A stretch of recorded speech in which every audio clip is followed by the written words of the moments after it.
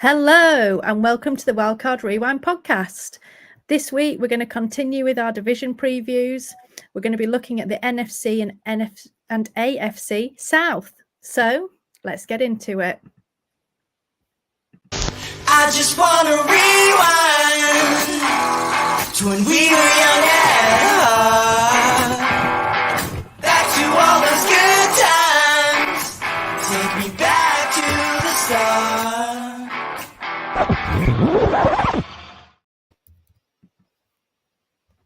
Hello, here we are again, new week. Really looking forward to getting into everything this week. So 3 of us this week. I think it's been another few weeks since all 3 of us were together. So it's awesome, the whole crew being back. Paul, let's start with you. How are you this week? I'm doing really well. I was explaining to Lewis before you came on that my son has played in a football match tonight, and I get way into grassroots football and got really angry and really one of them dads that stands on the sideline shouting at the ref. So apart from that, I'm doing great, you know? Oh no, you're one of those, are you? Yep. A parent that everyone loves to hate. Yep. Lewis, how about you? How was your weekend? Yeah, I was at 2 games of football and also had a Eurovision party. So like it's a delight that I even have a voice right now, which I definitely didn't earlier this morning. So it was a little bit of a hectic weekend. It was fun for me to realise that my fiance's Welsh friends can drink all of the male football fans under the table. I definitely drank way more with them in the evening on Saturday than I did with my mates at the football earlier on. And I know, Paul, that'll obviously be a pleasure for you to hear that I respect the Welsh and your drinking prowess. You should come and drink with me and Mags at the UK FFC next year. An Irishman and a Welshman. We need an Englishman to join the crew. I don't think there's many jokes that start an Irishman, a Welshman, and a Jewish man. I'm not sure you'll be walking by the end of that weekend, Lewis, based on last year's escapades of Mags and Paul. So I would try not to get involved in that, that's for sure. No comment. Shall we have a chat about the big news of the week? I feel like we do actually have some reasonably big news compared to last week, where it was grasping at straws for a random wide receiver 6 that had joined somebody's team. Unfortunately, it seems like Rashee Rice is in some more trouble. These reports have emerged to say that he's been investigated now for an assault on some person in a nightclub in Texas. So I'm starting to get a bit worried about him now, but how concerned are you guys about him, particularly for his obviously fantasy outlook for this season? And do you think that we're going to be looking at a suspension now? Yeah, I think the minimum that you're going to see at this point, I think it probably was going to be a minimum of 4 games before this, and now I think you're probably looking at a minimum of 6. I haven't seen the ins and outs of the legal situation to know exactly how things are looking. I know that we've had videos come around now of the accident as well as obviously this more information. The big thing for me is just the pure stupidity of being in a position where you are tied to the best quarterback in football. You're probably on the path to making $100 million in a few seasons when you come up for an extension, and just throwing it all away like this. I know we see it every season with different players in the NFL, but that's the big thing for me, more so than, we don't really know the fantasy football impact just yet. But the real life impact that this young man is having in terms of just ruining his future prospects is just quite sad to see. I completely agree. It's now becoming a bit of a worry. He's somebody that I'm not really that interested in this year, just because I've been through this. We went through this with Zeke a few years ago. We've done it with other players where you're sort of like, oh, is it going to be 2? Is it going to be 4? Is it going to be 6 games and stuff like that? And it's a roller coaster that I don't want to get onto. It's one of them where I'm just sort of like, do you know what? If I can avoid him completely, I'm quite happy for that. I will potentially look at maybe sort of using that strategy of, if I am going to have him, he'll be a waiver wire pickup, and maybe somebody I'd be looking at maybe week 3 or week 4, a couple of weeks before he's back. That sort of point, it would be like trying to get ahead of everyone, but unless he's on waivers, he's not somebody I'd really want anything to do with this year, to be honest. So, in terms of drafting him, Paul, you're not drafting him at all. No, Lewis, I don't think I would. no. Lewis, would you have any interest? And if so, like, where would you have to fall for you to want to draft him? I think we're still in quite a tough moment because we're still kind of yet to see the ADP impact of this. So I know that towards the beginning so when sort of best ball first opened, he was going around the 4th round, which with a suspension, that felt still a bit high. He's now going around. So right now he's going towards the back of the 5th at wide receiver 31. To be honest, I still probably wouldn't go with him there. I mean, he's got higher upside than the players around him, but the next few wide receivers, Christian Kirk, Jaden Reed, Terry McLaurin, Calvin Ridley, I definitely take all of them over him. I mean, the next wide receiver there is Hollywood Brown, who I definitely take over him. I don't think I'm going to be drafting much Rashee Rice, even if at the end of the season he ends up being a league winner because he does have that connection with Mahomes.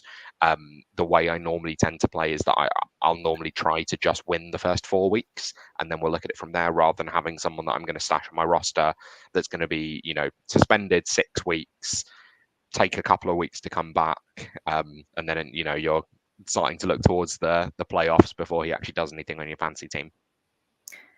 Yeah, I mean, my worry would be, he's going into his 2nd year. And yes, he had a good connection with Mahomes last year, but a lot of his stuff was very, gimmicky still. It wasn't true, full route running, doing a lot. They were scheming the ball to him, which is great. But if he misses all of the off-season and then the first 6 games of the season, but, Hollywood Brown and Xavier Worthy are there for the whole time, and he's building connections with those, along with, obviously, we know we've got Travis Kelce still there. I just question, how quickly is he going to fit back in to this whole offense, and, how much of his development is he affecting, at this stage? And does it kind of end up being that he, unfortunately, ends up kind of just slowing down his development, meaning that they're less keen to play him and therefore he's dropping his playing time, and then we end up with a Kadarius Toney type situation? That would kind of worry me, for him. If he was an established wide receiver in the team, he'd been there for a few years, you feel a bit more he can easily and seamlessly fit back in. But I think he's still in a development phase, and he's missing out so much, by missing the off season and everything, which is likely what he's going to do because he's still under investigation for both things. I doubt they're going to let him go into training camp, without things being resolved, or, the NFL making some sort of stand. So I think he's in a difficult situation, and I certainly wouldn't be that keen on drafting him until there's more clarity, like you've both said. Yeah, if you look at last season, so just having a little look at target share, and this includes postseason as well. So he had 135 targets, which was 70 more than the next Chiefs wide receiver at 63. That obviously last season the Chiefs wide receiver core was Rashee Rice, and then Justin Watson, MVS, Sky Moore, Kadarius Toney, McCole Hardman. They've gone and signed a player who is very underrated and is a very good football player in Hollywood Brown. They've gone and drafted Xavier Worthy. I don't think he would have the path to that same level of targets, even if he was starting week 1. So I think the fact that he is now going to come in at the best week 5, I think, I just struggle to see him producing at the cost that he's being taken at currently. So this season just gone, he finished at wide receiver 27. Obviously, as a rookie, you don't tend to produce the first few weeks, but he's going at wide receiver 30. So I don't see how he's going to miss a few weeks and still outperform wide receiver 30. No, I 100% agree. And I think people, after this first incident, were still kind of thinking, if he's going to get a suspension, he'll probably get it next season, we might get away with it. But I think now that these two things have come very close together, I think the NFL probably is not going to have a choice but to do some sort of action, before this season starts. And I think that's where things get quite risky. So I suspect his ADP is going to drop, I would have thought, quite dramatically now. Yeah. Over the next few days while we get more clarity, and potentially, the next few weeks, really. So shall we move on to what we're actually here to talk about this week? And that's obviously the AFC and the NFC South. I love these divisional previews. I think they're great fun. And when I knew that I would be hosting this one, I was a bit like, oh, the NFC and the NFC South, they're going to be really boring. But actually, there's quite a lot to talk about, because I think there's a lot of ambiguity on a lot of these teams. And I think that's where kind of the interesting points come in fantasy. You know, we all know, you know, Mahomes is going to be, you know, up there. We all know kind of the elite players, but this kind of middle tier of player or kind of lower range of player, like, it's really interesting to see how people grade them out and where we have them and who we think is going to kind of do more than expected this year and everything like that. And I think there's quite a few in both of these divisions to talk about. So actually I had quite a few questions, and I probably could have put a load more in, but I know we like to talk a lot, so I was like, right, I'll stick to 2 questions for each position. So shall we start with the AFC South? So obviously the AFC South is the Titans, the Texans, the Jags, and the Colts. So all 4 of these teams have young quarterbacks at the helm, which is really cool and quite exciting, I think. Now, the 2 quarterbacks that I think are pretty entrenched starters at this point, well, all 3 of them really, but there's questions about 2, I think. I think the Texans and CJ Stroud, obviously his performance last season, I think shows that he is certainly a franchise player for them. They're very happy. And I think the flashes that we saw from Anthony Richardson last season also, you know, show that he is going to be the entrenched starter there, you know, depending on injuries and stuff for the next few years. But I think there's some questions about the other 2 quarterbacks that I'd like to kind of dig into a little bit. So let's start with Will Levis, obviously the third of the 3 players that are going into their second year in the league. So obviously he started towards the second half of the season last year, and they're kind of feeling out how they think he's going to go and whether he's going to be their franchise quarterback this year, put quite a few pieces around him. So what I want to know is, how do you see this season playing out for Will Levis? Do you think that he can prove to them that he can be their kind of franchise guy and long-term starter? Or do you think there's a chance that they're kind of going to see him this season and think, actually, we probably need to start looking for an upgrade? I think they're doing all the right things. That's kind of my first instinct, is they've gone and got Brian Callahan, the offensive coordinator from the Bengals, to take over. They've gone and spent money on the wide receiver core. They've shored up the offensive line as well in the draft. Also, I mean, they've brought in some new running backs, but new running backs that aren't going to be the focal point in the same way that Derrick Henry was. I actually think getting rid of Derrick Henry could be quite a helpful thing in terms of how their offense is put together, in terms of him being able to produce some more. Well, Levis was a really difficult one last year, so he came in after the bye and was immediately the QB6. He had that 4 touchdown game where 3 of them were deep to Nuke Hopkins, and everyone was like, "Oh my God, we're all wrong." You know, he's going to be a superstar, and then he never finished above QB 15 the rest of the way. So he is quite a tough one to evaluate, but I really like the moves they've made. I just went to take a look to see what his starting wide receiver core when he was drafted compared to now. And his starting 3 wide receivers, the moment he was drafted, obviously they did pick up Nuke Hopkins later in the offseason when he was cut by the Cardinals. So his starting 3 wide receivers were Treylon Burks, Nick Westbrook-Ikini, and Kyle Phillips. And now it's DeAndre Hopkins, Calvin Ridley, and Tyler Boyd, which is obviously 3 aging wide receivers, but 3 good ones, and 3 that fit together really nicely in terms of an X, a Z, and a slot. So I definitely do think like this is the prove it year for him. They've got a new offensive head coach. They'll have a new scheme. They've got weapons. This is kind of the season where he has to take the next step.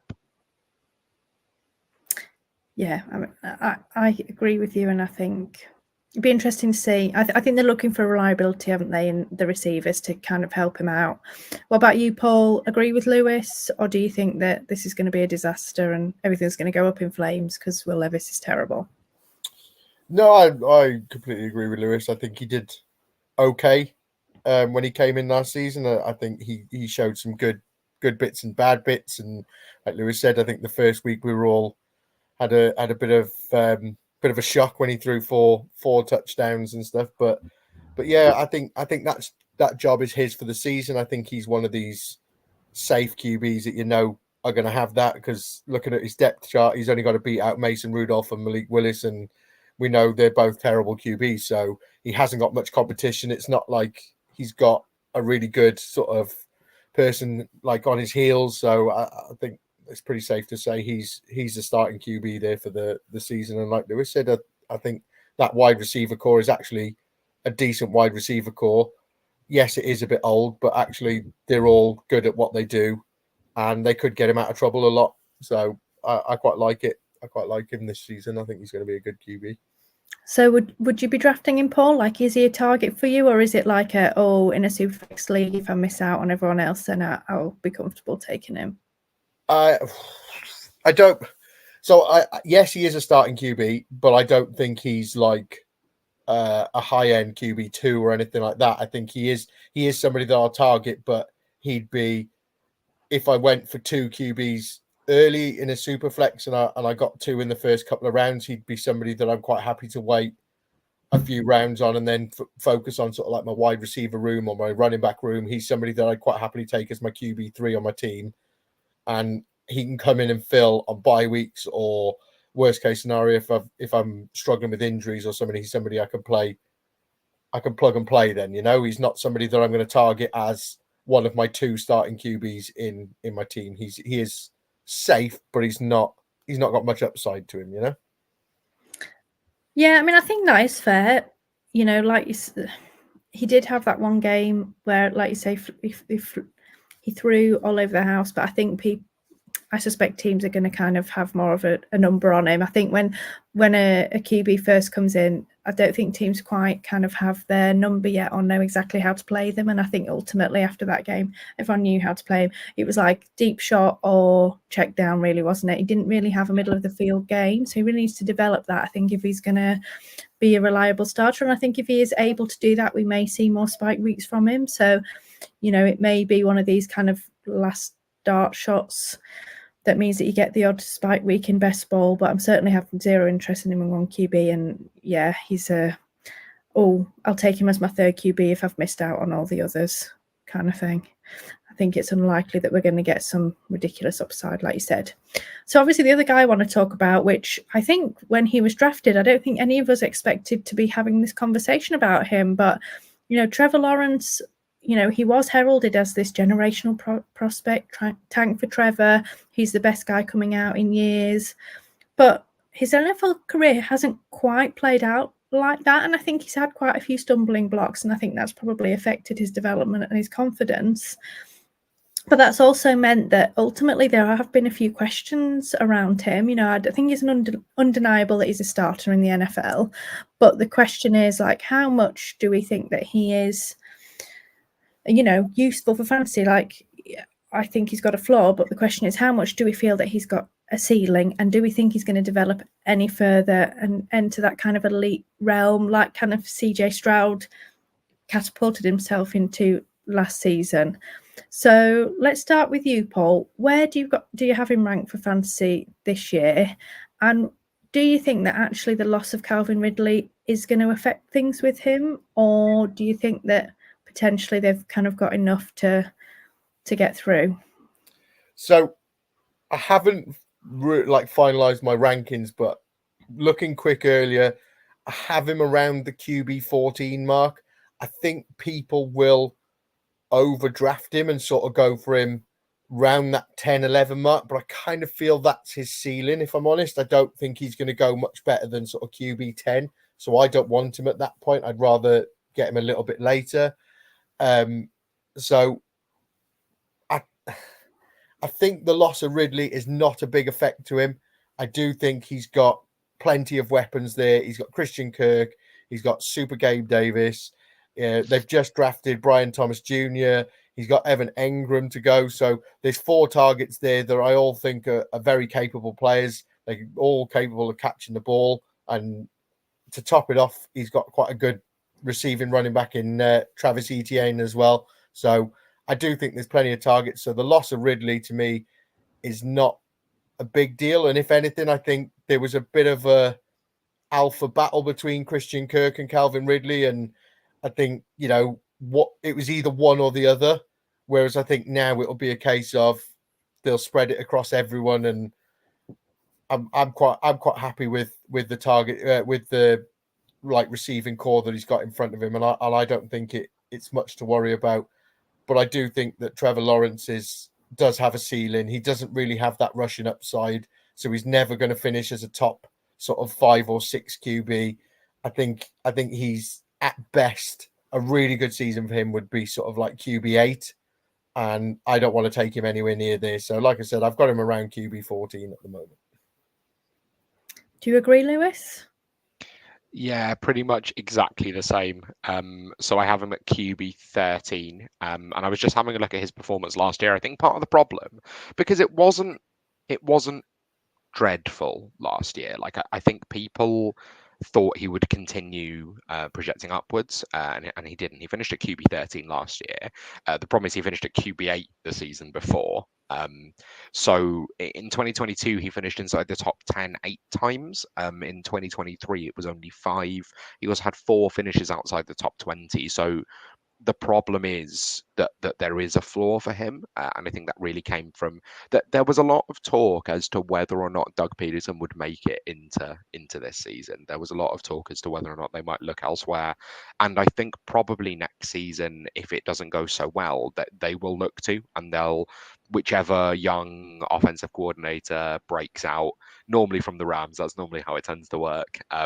They'll probably go and grab them. I think that, yeah, I don't really hate the loss of Calvin Ridley because he wasn't that great. I say having just, talked him up as a good option for Will Levis. But I like what they've done to replace Ridley with Brian Thomas Jr. and I do like Gabe Davis as well. I'm rooting for Trevor Lawrence. I'd like to see him continue to develop. I don't think he's turned out to be the generational prospect that we thought he could be. But I think there's definitely more there within his play than we've seen just yet. So I'm hoping there's going to be kind of a step up for him. I don't think he has. I think last off season, when we did our show about who could potentially finish at QB1, I think we mentioned Trevor Lawrence as maybe being able to take that step. And that is definitely not the case this season. So the outlook on him has just changed a little bit. Yeah, I mean, I think there were quite a few things that kind of went against him last season. He did get injured, didn't he? Was it his knee or his ankle? Kind of relatively early in the season, and I think that did hinder him for a bit. And then obviously Peterson stopped play calling and Press Taylor took over, and I just don't think his play calling was that great. So I think there's been a few kind of hiccups for him last season versus how things played out in 2022. So I'm actually really interested to see if he managed to have a fully healthy season. Like, does he take that little step? Like you say, I don't ultimately think he's going to finish in the top 5 or anything like that, but do we see him kind of get back into the low end QB1 range that we saw him in 2022? It'd be interesting to see. Shall we move on and chat about some running backs? Absolutely. So most of these teams, they have what I would consider as like an entrenched starter, or a guy who we know is going to be the main starter on the team. Obviously with the Texans, that'd be Mixon, the Colts have Taylor, and obviously the Jags have Etienne. However, the Titans running back room is a little bit more ambiguous. They had Spears from last year that they drafted, and then obviously they've brought in Tony Pollard at this point. Now, to me, it's interesting because I think their skill sets are relatively similar. So what I'm interested to know is, how do you see this Titan running back room finishing up? Which running back do you think is going to get the most work? And this might be a different answer to what you say about who's going to get the most work, but who are you targeting in drafts at this point? Yeah, I think they spent too much money on Tony Pollard, but that was the same with the Barkley contract and with the DeAndre Swift contract, with Josh Jacobs. Like, I think generally too much money was spent on running backs. And I also think it was very strange targeting Tony Pollard because, as you say, they're both smaller, lighter receiving backs. So Tyjae Spears worked very well with Derrick Henry. Tony Pollard worked very well with Zeke. So actually, if they'd gone and targeted like a Gus Edwards type as their ground and pounder, I think that maybe could have worked a bit better. I see it being a split. I think if anything, Pollard probably gets slightly more work, especially in the red zone, because he is a good red zone back. In terms of looking at how they're going currently, like I think they're going to finish relatively similarly. I think it's going to be same as like Najee Harris and Jalen Warren last year, where they're like running back 22 and 24. But currently they're going as running back 24 for Tony Pollard and running back 35 for Tajay Spears. And that's a consensus across a few different best ball platforms. So for me, like Tajay Spears is the obvious value there. And we spoke about it a lot last week, didn't we, Paul, about if there's two players that you're not sure between, chase the cheaper one. So I think for me, Tajay Spears is quite an easy choice there. Yeah, I'm in complete agreement as well. Tajay Spears for me. I feel people will kind of overdraft Tony Pollard, and I don't think he was that great last season. And I think people are like, oh, yeah, he's going to come in, he's going to be the main guy here and stuff. And I don't think he is. I think they split it sort of potentially 60-40, maybe even closer than that. I think they both see plenty of work. And as it comes to drafting, I like I said, Tajay Spears for me is the cheaper option. He had himself last year. It was fairly decent. He had 100 rushes, 453 yards, and 2 touchdowns. He also had 52 targets, 385 yards, and a touchdown. And he also had 2 finishes as a RB1. So when you're doing that alongside Derrick Henry, it's, you were always not going to see the ball that much, but now it's alongside Tony Pollard. I think he sees more ball. I think he sees more action, more, he's on the field a lot more. He'll get a lot more targets, a lot more rushes and stuff like that. Things can only get better for him. So for me, Tajay Spears is the guy that I'd want out of this room. Yeah, I think it's interesting, isn't it? And I am really interested to see how Pollard does this season now that he's technically fully recovered from his injury, because I do think that did have an effect on him last season. I know that he'd said to some reporters that it was really week 10 before he started to kind of feel kind of himself again. So I'm interested to see now he's fully healthy, whether we see kind of the Tony Pollard that we knew and loved from the Zeke era. However, I just don't think he's suited to be a full-time every down back. And so I think, like you say, it's going to ultimately be that split. I suspect the red zone work that he may or may not, I suspect he will probably be the one that gets more red zone work. So that may propel him a little bit higher up the board than, Spears at the end of it. I agree. I would be looking at Spears, but I will get the odd share of Pollard just in case something happened to Spears or something like that. And obviously then he ends up having to take this backfield and potentially, we see him getting a bit more work. So I agree. I'm mainly trying to get Spears, but I will occasionally get Pollard just to try and have a few shares just in case something happens. And I'd be gutted if I didn't have any. So what about the running backs in this division in general, in terms of our fantasy drafts this season? Who do you think ultimately is going to end up being the biggest value there? We'll start with you, Paul. So for me, when I was looking at all the running backs and sort of where they're being drafted and stuff, for me, the biggest value and the biggest standout at the moment is Joe Mixon. He's currently being drafted as RB16. I quite like him here. I think he has the upside to finish as an RB1 this season. He's in a high-powered offense, and we all know that Joe Mixon can score plenty of touchdowns. He can score plenty of points. He can catch the ball. He can do the lot. He's a good running back, and I like him at running back 16. What about you, Lewis? My honest answer is also Mixon. I'm a big fan of the new spot for him.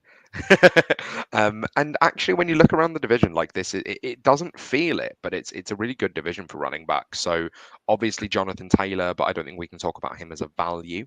And we've not seen him we've not actually seen him play with Anthony Richardson at all, have we? Because he didn't come back until Anthony Richardson was already injured. Then Travis Etienne going at RB10 doesn't feel great, but I think he finished at RB2 last season, didn't he? 2 or 3, wasn't it? Yeah, I think points per game, Kyron and Raheem Mostert were ahead of him, but I think maybe it was Brees, so maybe he was RB3. But we're talking about him at RB10, and I'm not excited about him at RB10. and I don't know what it is about him. I need to have a little think about what it is about the Jags offense and what it is about Travis Etienne. I know we've spoken about him before and said like he finished as a top 5 running back, and it never felt like it when you owned him. I think it might come down to the points per game. And then maybe the other value is potentially then Tyjae Spears, who we've already spoken about. But I think Mixon clearly, like he finished as RB5 like last season, and he's gone to just as good of an offense, probably with less behind him as well. Going to have plenty of red zone opportunities. They've given him a new contract. I don't see a world in which he finishes at RB16. I think his floor is like RB12. Yeah, I agree with you, on the Etienne. I do think that he feels like the typical, running back dead zone back. And like you say, like the whole of last season, he kind of felt like he didn't do a lot, but ultimately ended up, as a high-end running back one. I think that was because he just had so much work, but I just don't think they want to give him that this season. Now, who they're going to actually give the ball to, I don't know, because I don't think they particularly... Who is their running back to at the minute? Is it still Bigsby? Did they not bring someone else in? I feel like they did, no. No, they still like Dearness Johnson. He actually ended up as their RB2 last season. I don't think they brought anyone else in, but I'll check for you. I still feel like, I don't know, they don't want to give him as much work, but maybe Bigsby can do a little bit. I don't know. Like, if he's going to get all those touches again, then I think probably he's going to end up somewhere higher than we think, but I just don't really like it. And I feel like if he's going to get all that work again, he's probably going to get injured. Like, I just think there's going to be something this season that means he doesn't end up, as a running back one. And I think he just feels a bit ugly to select, and like he's likely to be a dead zone type guy. So I totally agree with that. Let's look about some of these wide receivers. I know that we did kind of discuss this a few weeks ago, but we've had a few weeks to think about it. Drafts have started a bit more, best ball and things like that. So we've got a bit more kind of ADP wise and where the market thinks these guys kind of should be and their opinions on them. But what I want to know from you guys is, where do you guys have the Houston wide receivers ranked based on, where you think they're going to finish in fantasy football this season? And I'm quite excited to talk about this because you guys are different, so this is good. So Lewis, you're up first. Yeah, so just to mention the ADP first, Nico Collins, wide receiver 13, Stephon Diggs, wide receiver 17, and then Tank Dell, wide receiver 26. I am not particularly in on Stephon Diggs this year. I did a bit of a deep dive on him on the website, looking into that drop off, where basically he was on for a wide receiver 3 pace at the beginning of the season, and then basically a wide receiver 60 pace the rest of the season, after I think it was the last 7 weeks, where he just couldn't catch the ball.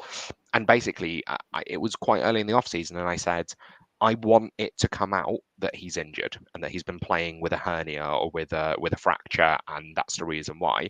And nothing has. And he's so vocal that if he'd been injured and that had been the reason for the drop off, he absolutely would have come out and said something, especially after he'd been moved. You can guarantee he would have been all over Twitter saying, these guys made me play through an injury and now they're cutting me loose. I'm going to show them, like, we're off to the Super Bowl, baby. Like, what he's like. So for me, that tells me that the drop off might just be that he's reached an age where players start to drop off. I really liked what I saw from Tank Dell. I know it's been a tough off season for him, obviously with the shooting, while he's already recovering from an ACL. But to me, Nico Collins is very clear at the top. Nico Collins is a fringe wide receiver 1 for me, and then I have the other 2 quite close to each other, but a fair few spots back. But I do have Tank Dell over Stephon Diggs. So interesting. Paul, you have a different opinion, so state your case. So I'm a massive fan of Tank Dell. Big fan of Tank Dell. Love him. Great. But I'm worried about him this year. I think it was week 13. He broke his fibula. And that's a nasty one to come back from. and then he's been shot, and he's got, it's pretty tough to come back from all of that and be ready week one and out there. And I think this injury and broken fibula and stuff like that sort of hinders him a little bit. So I've gone the same. I think Nico Collins is the one this year for them, but I think Diggs outscores Dell on the season. And I do think Diggs is sort of getting to the end of his career, but I think he's also a diva. And I think obviously everything at Buffalo was sort of, I don't know, he wasn't in a good headspace. And I think he just sort of gone, I want to get out of here. And I think that's why they've let him go. I think it's one of them where as long as things go his way, he has the potential to be a really, really good wide receiver, and he can play really well, catch the ball, and I think he gets in, starts having a connection with CJ Stroud, and I think he outscores Dell this year. So Lewis, you're wrong. It's Nico, Diggs, Dell. But I'm not sitting here going, oh, he's going to be amazing and he's going to be amazing, he's going to be crap. I think all three of them have the potential of being all top finishes in sort of like the top sort of 24, maybe even the top sort of 30, So I think if Tank Dell didn't get injured last season, this wouldn't be a conversation, to be honest. I think, with the connection that he had with Stroud and stuff, I just think that he would not obviously, but I think we would all strongly suspect that he would finish as the wide receiver 2 on that team. But I also agree with you, Paul, that Diggs, he agreed to cut his contract down to 1 year. So he is basically in a contract year this year. And if he wants to get paid again, then he needs to show that he can still play. And I think he's determined to do that. Now, I think if he's slowing down, I think that was shown last season. But I think if you put him in a role like more of a slot type spot, I think he can still be extremely good. Like he's really good route runner, and I think he can still be really valuable, like a Keenan Allen. And I think if they put him in the right spots, I think he will be really great for them this season. And I think this is going to be the same as last year, where 1 week it's going to be one guy, 1 week it's going to be the other, and 1 week it's going to be the third from a fantasy point of view. And I think they're all going to be great wide receivers, and I think we're going to be pulling our hair out in managed leagues.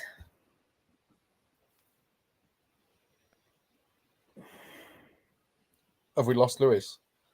Yeah, we've lost Lewis, but I'm back now. Go on, Lewis. You can make your case again now. Go for it. I went for long enough that I don't know what question I'm being asked. No, we were still talking about the Houston wide receivers, and you were going to make a point. So what we were talking about, Lewis, is Hannah was agreeing with me. No, I was saying that I thought that each week it would be a different guy for fantasy that was going to, yeah. And I think in managed leagues that's going to be a pain in the bum. I think you're probably right. And I agree with your point, Paul, that it's not anything against Tank Dell. It's against Tank Dell for basically the first half of this season, right? That's the thing, is it's not that Tank Dell the player is the problem, it's that Tank Dell, the injury in the off season, is the problem, which I completely understand. I think for me, like, it just wouldn't surprise me if Stephon Diggs ended up being a trade that people talk about as like a bust, just because I don't think we as a community can be 100% confident that he still has it. I agree. I think you make some. I do think you make some valid points. I think like I said, I think all three of these could finish with similar seasons. And like Hannah said, I think 1 week it could be Nico Collins, the next week it could be Diggs, the next week it could be Dell. Then we're back to Nico Collins, and it could be any of them. I think it's a bit of a minefield, to be honest. But I just worry for Dell this season with them injuries. I do worry. Yeah, I'm excited to see how it plays out. So I just can't seem to stop talking about the Titans here, because we're going to now be talking about the Titans wide receivers. And I would like to know, who are you choosing to draft this season? Calvin Ridley, who his current ADP is wide receiver 35, or DeAndre Hopkins, who current ADP is wide receiver 41, and why? Oh, give me Nuke all day long. And I don't want to sit here and say the same thing every show, and just say, oh yeah, we're always going to go for the cheaper value and everything like this. But to me, DeAndre Hopkins has a rapport with Will Levis. You know, they played together last year. We've seen him do it. Calvin Ridley's coming in, and people need to stop getting on that train of Calvin Ridley's going to be amazing. He's going to be amazing again. Remember before he got banned, how good he was and everything like this. So I think people need to understand that, you know, DeAndre Hopkins is a better wide receiver. So give me Nuke all day long. Yeah, I completely agree on this. So I did a bit of a deep dive earlier in the offseason into how the top 24 wide receivers from 2023 scored their points. And Calvin Ridley was kind of the main reason why I did this. And it's basically about looking into the numbers a little bit more than just seeing that he finished at wide receiver 18. Because you look at him and you go, oh, wide receiver 18, then you go, that's a pretty decent wide receiver too. Calvin Ridley did not help your team in 2023. So he had 5 finishes inside the top 10. 7 finishes outside the top 40. He had over 50% of his games at less than 10 fantasy points, which is genuinely dreadful. The closest to him was at 35%. He had over 50%. So like he didn't help your team in 2023, even though he might have ultimately finished a wide receiver 18, because I know in a few leagues where I had him, couldn't figure out when to play him. I do think he'll do better with a traditional X alongside him. So where he thrived in Atlanta was as the Z with Julio Jones alongside him. So I think having DeAndre Hopkins take the majority of those kind of alpha routes and the majority of the double coverage will help Calvin Ridley. But I would still rather bet on Nuke than Calvin Ridley this year. Yeah, and I think Levis probably, you know, is not the guy that we totally want to bet on anyway, and that's why these wide receivers ADP is so low. So let's zoom through the tight ends, shall we? Because it's not really the most fun position to talk about. Other than Evan Ingram, do you have any interest in any of the tight ends in this division? No, not. No. There's lots of target competition around the few of them. Like someone will emerge from the Colts, but no, I'm not drafting any of them. No, when looking at the depth charts and stuff like that, there's nobody I'd really want. I think I'd maybe take a late round flyer on Dalton Schultz. You know, he had a good season last year, but you know, like we were just talking about with Nico Collins, Stephon Diggs, and Tank Dell there, you know, Schultz all of a sudden has dropped down to the fourth option at receiver there. So I think to me it's he'd be a late round flyer. So not really. I think Evan Ingram's the only one that I'd quite happily draft. Yeah, I mean, I think Schultz I would only take him in best ball drafts where I'd kind of been shut out of a lot of other guys, and he's like my tight end 2 or 3, and he might give me the odd spike week because he's caught a touchdown, but that'd be about it. Yeah. So let's move on to the NFC South. So obviously we're looking at Atlanta, we're looking at Tampa Bay, we're looking at Carolina, and we're looking at New Orleans. So not the sexiest division, to be honest, but still plenty of talking points. So starting with the QBs, how would you rank these QBs for fantasy this season? Let's start with you, Lewis. Another good one where we've got a bit of a difference. So I've gone Kirk Cousins, Baker Mayfield, Bryce Young, Derek Carr. This was pretty easy for me in those 2 tiers. So I think it's between Kirk and Baker for the top spot. Bryce Young is someone that I do quite like. I think bringing in Deontay Johnson will be a really good move. And also, obviously, with a new offensive head coach who renovated Baker Mayfield and Geno Smith. Derek Carr, I'm not hugely interested in, but I know Paul's gone slightly differently. I can see the argument either way, but to me, Kirk Cousins, I really like, assuming he's healthy. So, Paul, what's your opinion and why is it different from Lewis? So I've got Baker, Cousins, Bryce, and Carr. So we are different, but we're not that far different. I think if I was to break down tiers and stuff, I think Cousins and Baker would be very similar. I think they could both finish quite close. I think Baker just takes it for me. I think that Tampa Bay offense is he sort of clicked in that offense, and give me Mike Evans and sort of Chris Godwin and them sort of receivers over Drake London. You know what I mean? And I can't remember the next one. Is it Darnell Mooney that's the wide receiver 2 on the Falcons? You know, give me sort of Mike Evans and Chris Godwin over them 2 all day, every day. And, you know, so I think I'm Baker over Cousins. The other 2 are, again, I think I'm Bryce Young for the same reason. I think they've done a bit better. And I just think Carr's at the end now. Carr is at the end of its life. So you've been hanging around with Mags too much, haven't you, Paul? Saying that you don't like Drake London. Yeah. Mags is a very, very intelligent guy, and he knows what he's talking about. And he told me that Drake London sucks. So yeah, all aboard the London hate train. And I'm not going to the UK FFC, so all aboard the London hate train. Let's go. So we couldn't obviously talk about this division without talking about Michael Penix. So tell me, do you think we're going to see him play at all this season, Paul? Yes, but it's going to be week 18. What, when they're already in the playoffs? I think they've already made the playoffs. They're week 18.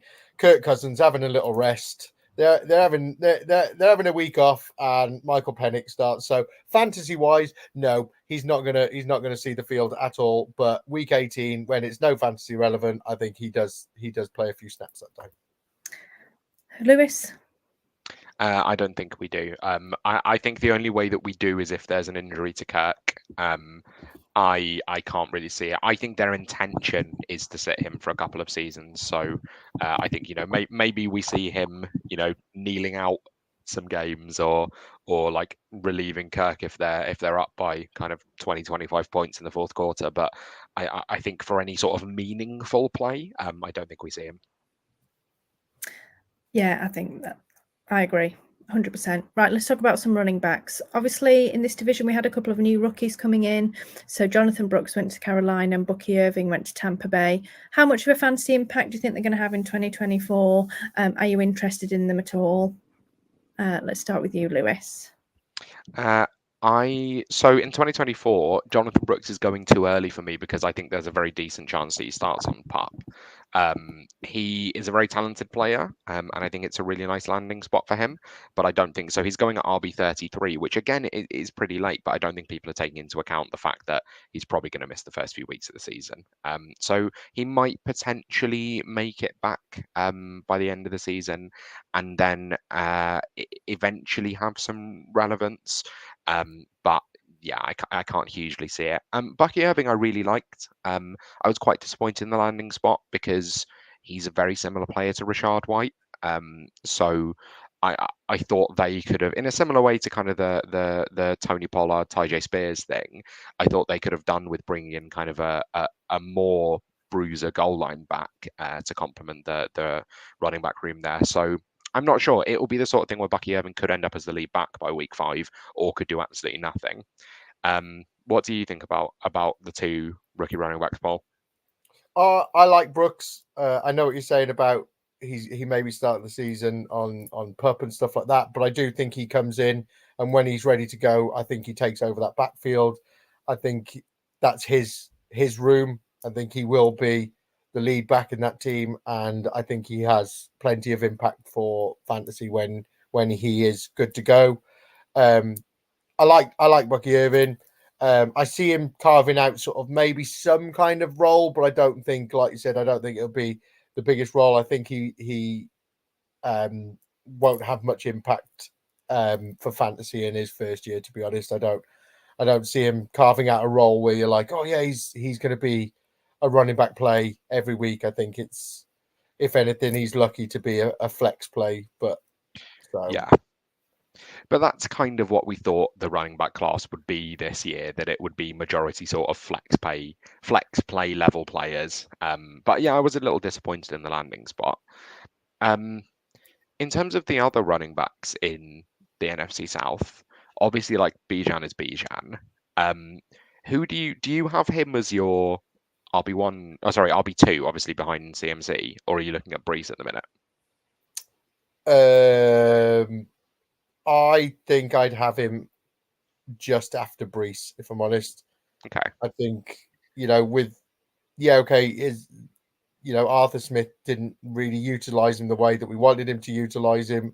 I do think he has the ability to beat out Brees Hall this year, but I think Brees Hall is already established. He's got the same head coach. We know what he's going to do. He knows how to use him, and he kind of, you kind of know what you're getting with that. Whereas Bijan with a new head coach and stuff like that, I think that worries me a little bit. I want to see how he gets on. He's still, I say worries me. He's still a top tier running back. Yeah. I just think I feel safer taking CMC and Brees Hall.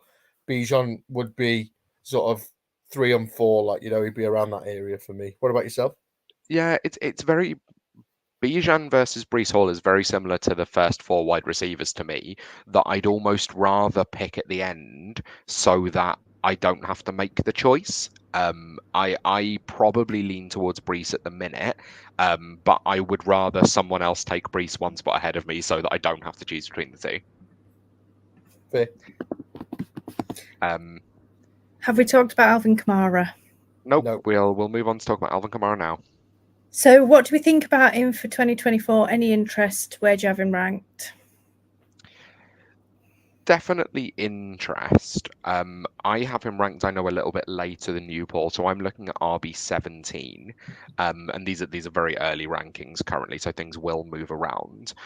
He had a really strong end to the season. I think in points per game, he actually finished incredibly high.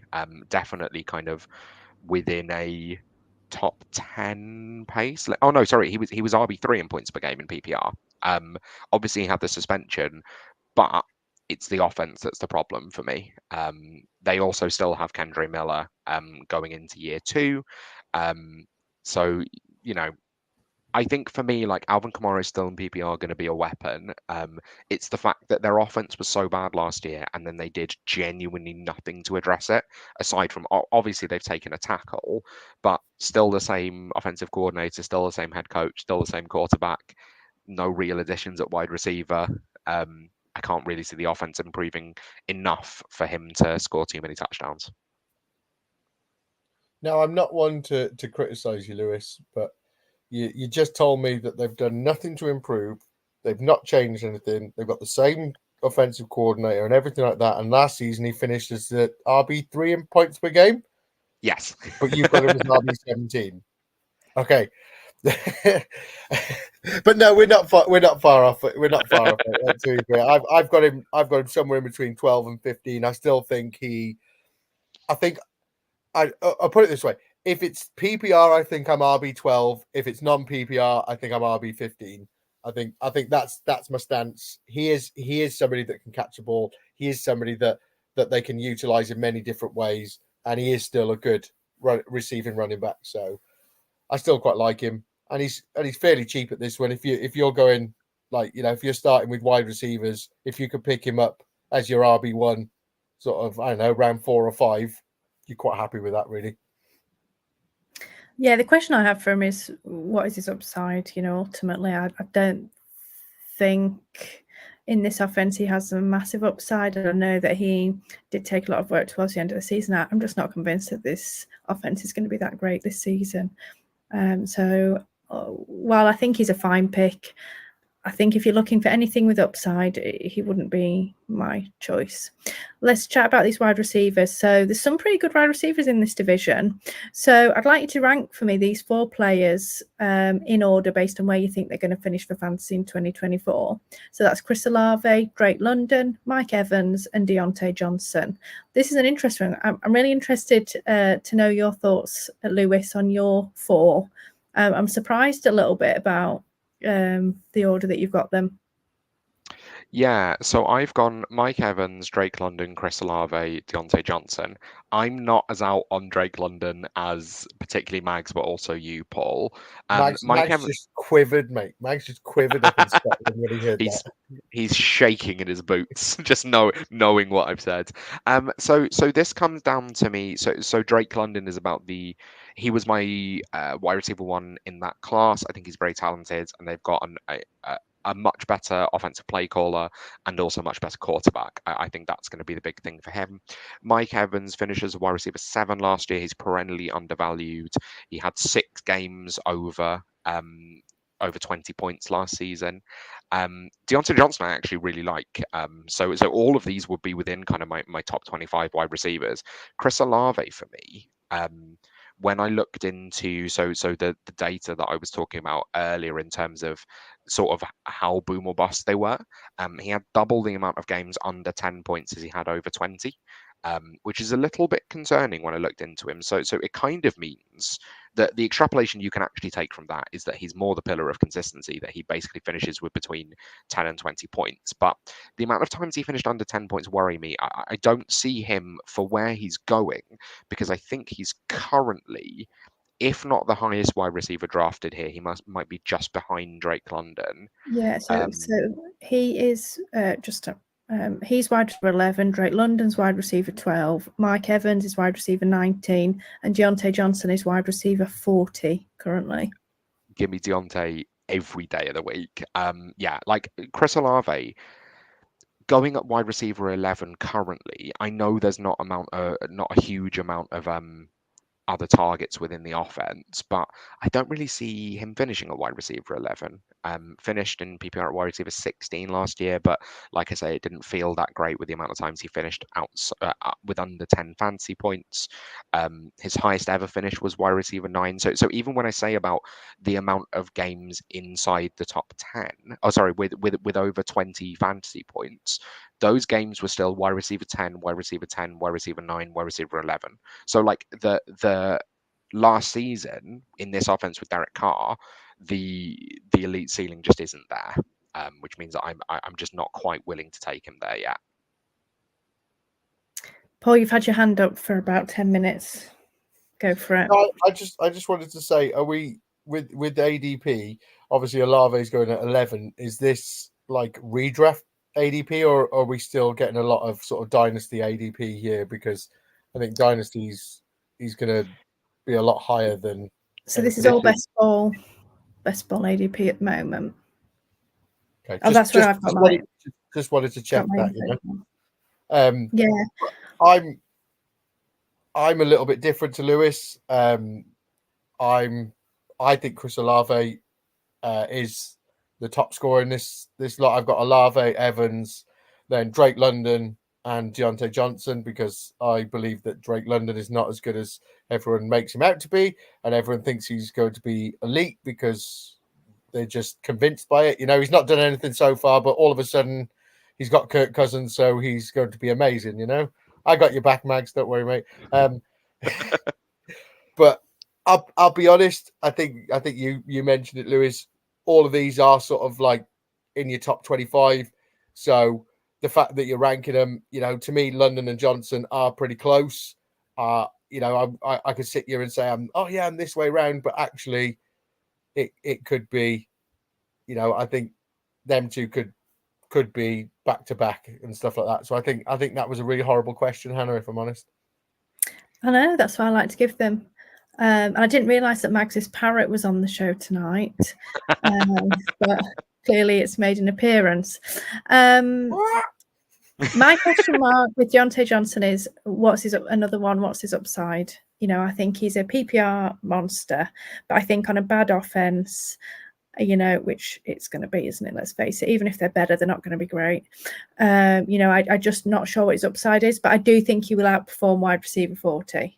So if I wanted a reliable receiver on my redraft team, managed league, then I would certainly go and grab him. If I'm looking for a guy that for me to win DK best ball tournament, he's not going to be my guy, because I'd be surprised if he has a good enough spike week for me to take home the crown. Any sleeper wide receivers in this division before we move on to our favourite position, tight end? So I've gone for the Panthers' first round pick this year. It's, you're gonna have to help me with this one. Is it Leggett? Yeah, Xavier Leggett. So I'm going for Leggett. I think I know they drafted Mingo last year, but I think with the new head coach and stuff, they obviously didn't like him because they moved back into the first round. They took Leggett, and I think there is a spot there for a wide receiver 2 on that team.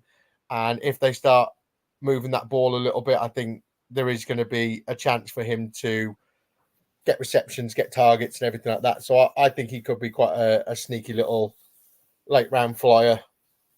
So yeah, I mean, I think that the offense just needs to be better, doesn't it? I think for him to kind of do anything. But if he's an okay wide receiver and Bryce is a bit better, then I can certainly see him, because he's going really late in drafts at the minute. So I can certainly see him paying off his ADP. What about you, Lewis? Yeah, I've gone for a couple. So Darnell Mooney, who we mentioned earlier, who obviously had 1,000-yard season in Chicago in his second season because there was no one else there to throw to. There's just room in that offense for a wide receiver 2. So he has the potential. If he can be efficient per touch, then he has the potential to be fantasy relevant. And if there's a Drake London injury, then suddenly Darnell Mooney could get over 100 targets. The other one is the Bucks' third-round pick this draft, which was Jalen McMillan out of Washington. You guys have heard me talk about quite a few times. I really liked him coming out. Does profile very similarly to Chris Godwin, but they've actually said that they're moving Chris Godwin permanently back to the slot, which means that Jalen McMillan could have inside-outside versatility. If Chris Godwin went down, I think Jalen McMillan could have 100 targets in his rookie season. I think he's that kind of safe of a prospect. But I think either way, I think there's a world in which he's a sort of flex player towards the end of the season. Yeah, very interesting. So let's quickly talk about tight ends before we finish. Kyle Pitts, look, he hasn't lived up to all of the hype throughout his career so far. Currently, his ADP is tight end 6. Obviously, this season he's got new coaching staff. He's got a new QB. Do you think he can pay off or exceed that ADP, or are you still avoiding him? No, I think he finishes around the tight end 4. So if I could pick him up at tight end 6, I think he is I think he's the back end of I'd say elite tight ends. You know, we all know that you need a good tight end to win these divisions, and if you want to go and get one of them, he'd be sort of like that last player that I'd be quite happy to take as an elite tight end. I think after that he gets a bit murky. So at ADP of tight end 6, I'm quite happy to take him there. I think it can only be better for him having Kirk Cousins come in. He's got a better QB. If the new head coach can learn how to use these weapons that they've got, they have the chance to shine, you know. So this could be his season. Yeah, I have him at tight end 5, which is obviously a spot ahead of where he's going. I think he could have tight end 1 upside, but we've said that every season that he could have tight end 1 upside. This is actually now going into year 4, the season where we actually expect tight ends to develop. This is kind of the classic tight end pathways that they have a year 4 breakout. So I definitely think with a better offense and a better quarterback, there could be room for him to finally produce at that elite cost. Yeah, I mean, I do think he's slightly different in that, you know, really he's just a big, you know, wide receiver, isn't he? I mean, how much of actually tight end work does he do? Very little. So, you know, learning the position, I don't think probably needed to do too much of. I think it's just he's been under not a great offense, then he had injuries. So I do still think there's a chance that he's got that upside, but I'm just not sure he's going to be this kind of tight end god from heaven that we thought he was going to be when he first came into the league. Can I just say something really quick? Can we just mention the fact that Lewis has ranked Kirk Cousins as the best QB in this class, London as the second best wide receiver in this division. Kyle Pitts has got the upside of being the tight end 1. I think we've got a secret Falcons fan on our hands here. The problem is the rest of the roster. It's them. Darnell Mooney's Darnell Mooney as well. Yeah, maybe the defense is bad. No, the Falcons have a path to winning the division very easily. If everything like the upside of the Falcons this season is a really strong playoff contender in the NFC. I love it. Yeah, I think a lot of it will depend on Kirk Cousins and whether them drafting Penix makes him determined and plays nuts off, or him crumble and, you know, go off the rails. But we'll see. Last question before we finish. I mean, I've got to bring this up because we talked about him most weeks last season. do you have interest in my friend Kay Dotton or Juwan Johnson? Yeah, I quite like both of them. If you don't take a tight end early and you don't like the middle rounds one, actually drafting on DraftKings recently, they've been 2 targets that I've taken because they should have a decent amount of volume. I have interest in Kay Dotton because Hannah always picks Kay Dotton and she's always right. Thank you, Paul. That's the perfect ending to the show. Did you put that on the show sheet, Hannah? Yeah. I think you put it on, Paul, because you just know how great I am. So I'll leave you to that. And obviously, that's the perfect ending to the show. All our listeners can remember that I'm always right. So thank you all very much for joining us this week. I had a great time chatting through these divisions. I think there's so many different talking points. And obviously, we'll continue with our division previews next week. Obviously, don't forget to subscribe and check us out on X at Wildcard Rewind. And we will catch up with you all next week. Take